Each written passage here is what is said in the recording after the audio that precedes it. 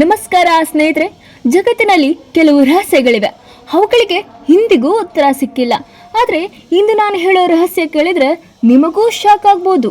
ನಿಜವಾಗಿಯೂ ಜಗತ್ತಿನಲ್ಲಿ ನರಕದ ಬಾಗಿಲಿದೆ ಅಂದ್ರೆ ನೀವು ನಂಬ್ತೀರಾ? ಹಾಗಿದ್ರೆ ಇಂದಿನ ರಹಸ್ಯ ಶುರು ಮಾಡೋಣ. ಈ ಜಾಗವನ್ನ ರಾತ್ರಿಯ ಸಮಯದಲ್ಲಿ ನೋಡಿದ್ರೆ ನೆಲವೇ ಬೆಂಕಿಯಲ್ಲಿ ಸುಡುತ್ತಿರುವ ಹಾಗೆ ಕಾಣಿಸುತ್ತದೆ.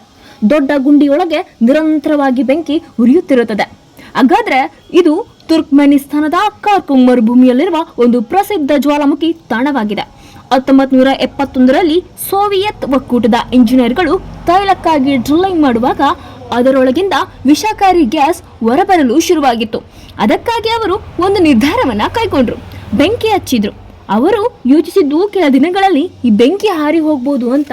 ಆದರೆ ಆ ಬೆಂಕಿ ಇಂದಿಗೂ ಕೂಡ ಶಾಶ್ವತವಾಗಿ ಉರಿಯುತ್ತಿದೆ. ಹಾಗಾದ್ರೆ ಇದು ನಿಜವಾಗಿಯೂ ನರಕದ ಬಾಗಿಲ ಅಥವಾ ಇದರ ಹಿಂದೆ ಇನ್ನೂ ಗೊತ್ತಾಗದ ರಹಸ್ಯ ಇದೆಯಾ? ನಿಮಗೇನನ್ಸುತ್ತೆ? ಕಮೆಂಟ್ ಮಾಡಿ.